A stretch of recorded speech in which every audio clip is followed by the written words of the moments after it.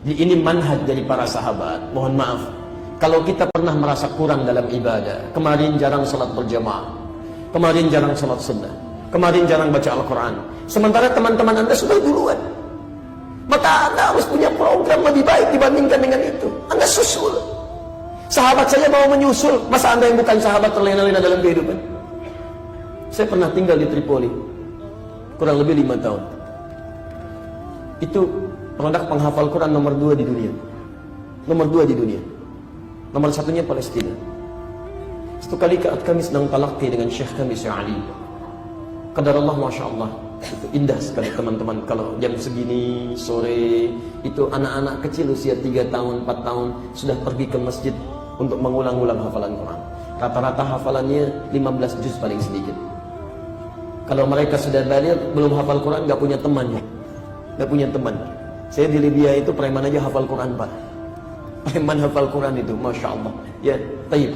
Saya lanjutkan dulu. Begitu kami sedang talaqi, tiba-tiba ada seorang anak kecil perempuan. Usianya kisaran 3-4 tahun. Anaknya cantik, luar biasa. Anak kecil bawa selang, Pak.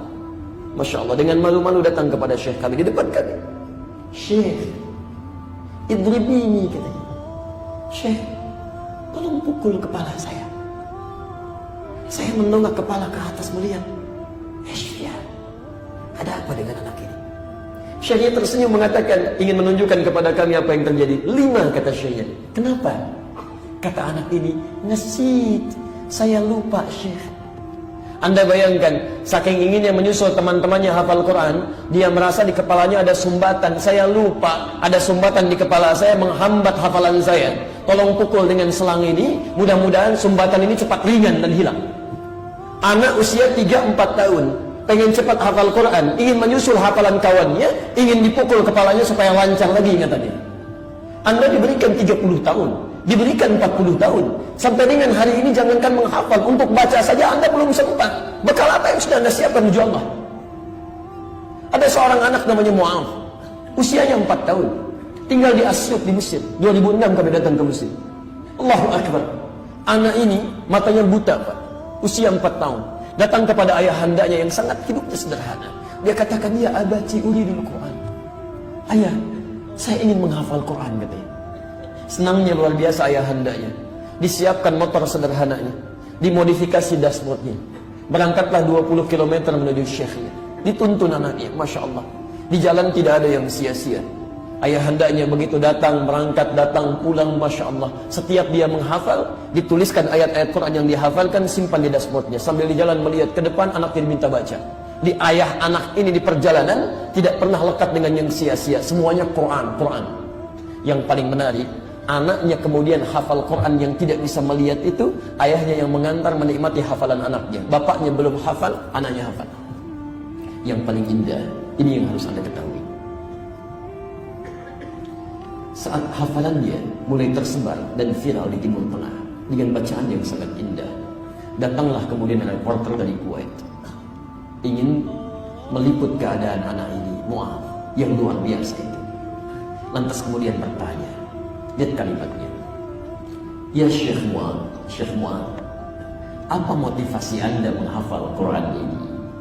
Dan sekiranya Anda berdoa kepada Allah kemudian dikabulkan doanya, apa yang Anda ingin minta?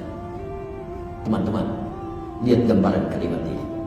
Kata Mu'adz kecil, dia mengatakan, wallahi, demi Allah, saya menghafal Quran, dan bila pun saya berdoa kepada Allah kemudian dikabulkan doa saya akan minta doa. Harap-harap si reporter ini, Mu'adz kecil akan meminta supaya matanya dibukakan kembali. Tapi apa jawabannya? Perhatikan doanya. Kata Mu'adz kecil, wallahi, saya akan bermohon kepada Allah, satu, agar mata saya ini tetap dibutakan sampai hari kiamat. Karena dengan buta ini saya bisa menghafal Quran. Saya takut kepada Allah. Kalau mata saya kembali bisa melihat lagi, mata saya akan menatap maksiat di sekeliling saya, yang dengan maksiat itu bisa menghilangkan Quran yang telah lelah saya hafalkan. Anda bisa bayangkan, anak 4 tahun, mata buta, mensyukuri nikmat butanya karena tidak mampu melihat maksiat di sekitarannya, tapi dia gunakan untuk bisa menghafalkan ayat-ayat Allah. Anda diberikan 40 tahun, 50 tahun, mata Anda masih sehat sampai hari ini. Untuk sekedar baca Al-Quran saja belum punya waktu. Anda butuh berapa nikmat lagi? Dan yang paling indah itu kalimat kedua. Perhatikan kalimatnya. Wallahi, demi Allah, saat saya kembali kepada Allah di hari kiamat itu, saat saya datang menghadap Allah sendirian di hari perhitungan, tidak akan ditemani oleh siapapun, bahkan tidak oleh ayah saya saat ini yang mengantarkan. Saya akan katakan di hadapan Allah, saat tangan saya bergetar, kaki saya bergetar, saya akan ucapkan, Ya Rabb, Ya Rabb, saya telah berusaha menghafalkan Quran sebagai bekal untuk saat ini. Kalau dengan Quran yang telah saya hafalkan belum cukup bekal saya untuk mendapatkan ridha-Mu, maka mohon ya Allah, kurangi hukuman saya dengan Quran yang telah saya hafalkan ini.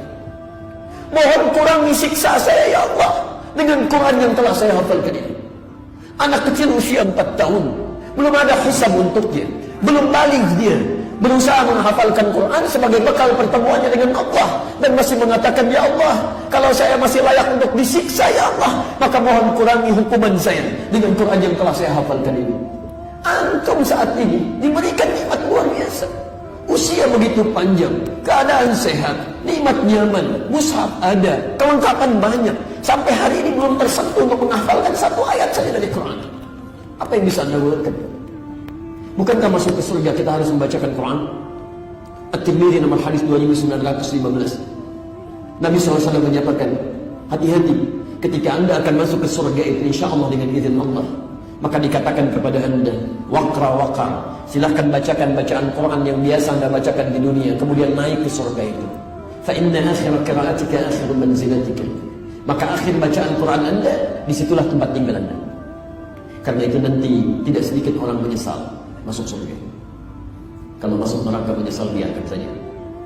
Tapi masuk surga menyesal, ini yang agak unik.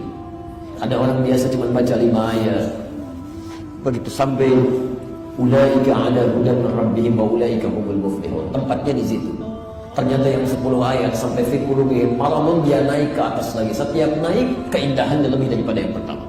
Maka yang 5 ayat menyesal, ya Allah, kenapa saya tidak baca sampai 10 ayat?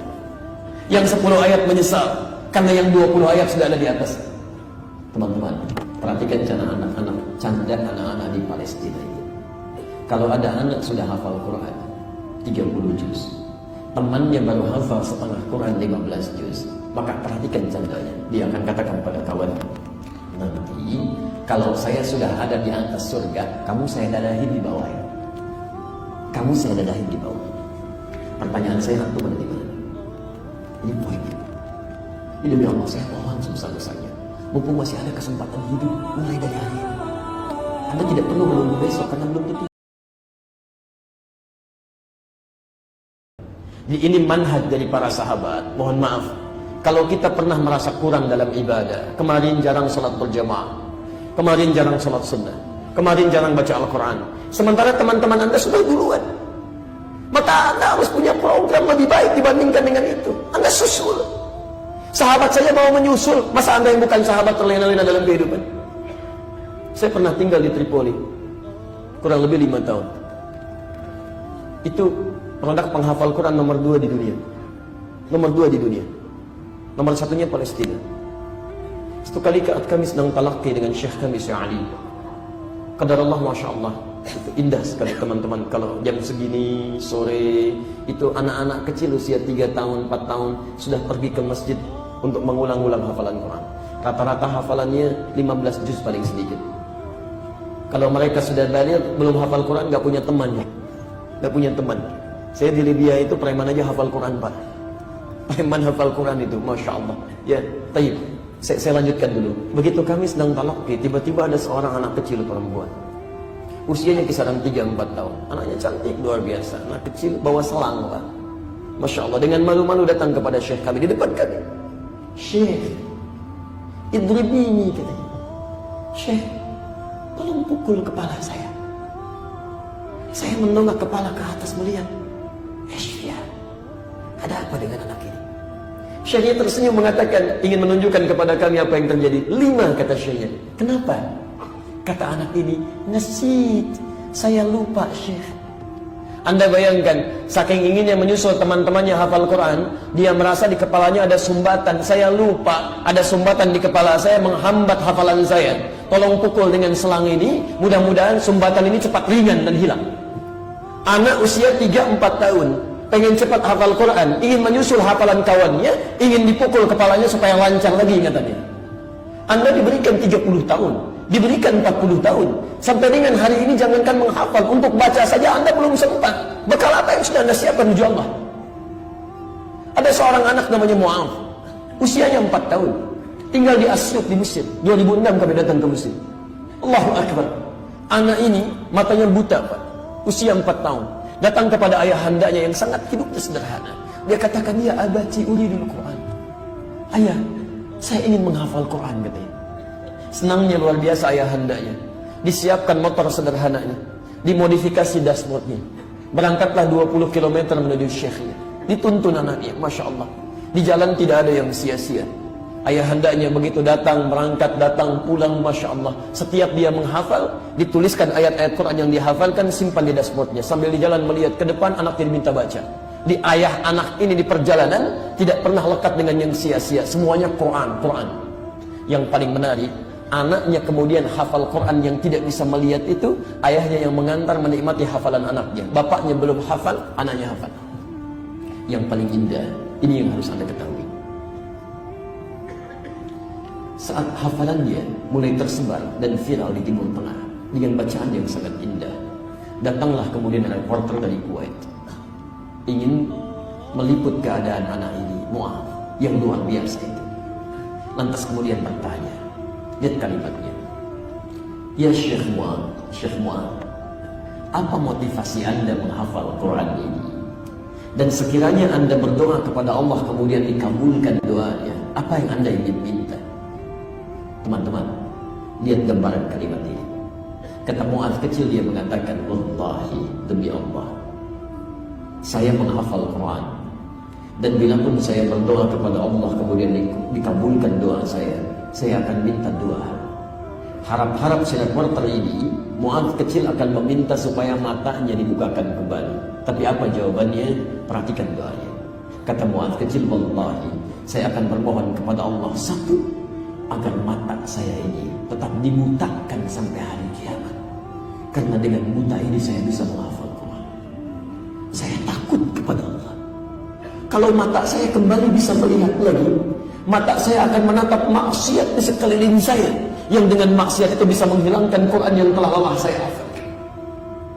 Anda bisa bayangkan, anak 4 tahun, mata buta, mensyukuri nikmat butanya karena tidak mampu melihat maksiat di sekitarannya, tapi dia gunakan untuk bisa menghafalkan ayat-ayat Allah.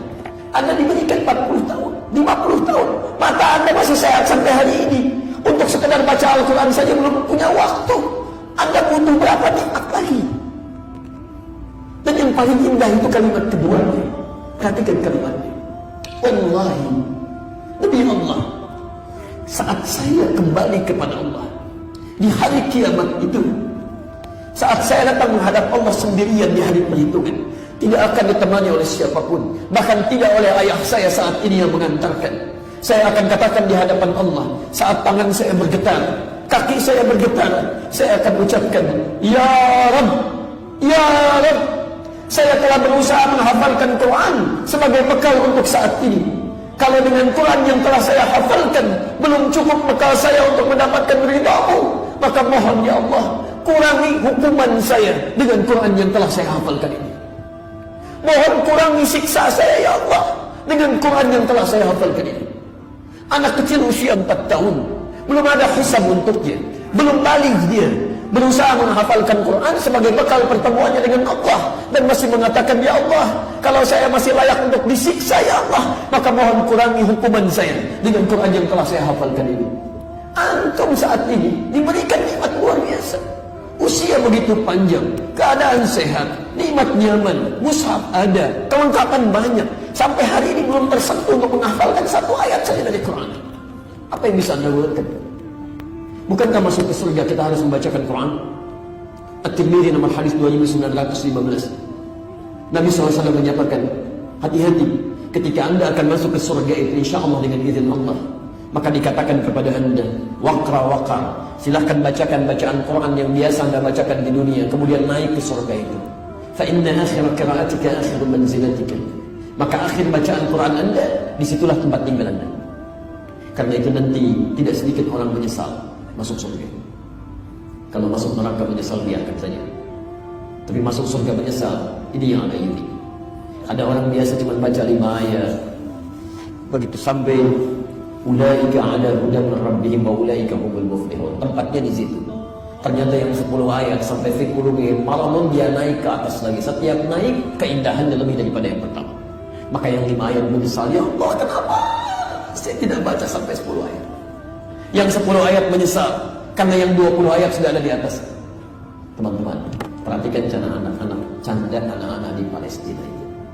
Kalau ada anak sudah hafal Quran 30 juz, temannya baru hafal setengah Quran 15 juz, maka perhatikan candanya. Dia akan katakan pada kawan, nanti kalau saya sudah ada di atas surga, kamu saya dadahin di bawah ya. Kamu saya dadahin di bawah. Pertanyaan saya, antum ada di mana? Ini poinnya. Ini demi Allah saya mohon sebesar-besarnya, mumpung masih ada kesempatan hidup, mulai dari hari ini. Anda tidak perlu menunggu besok karena belum tentu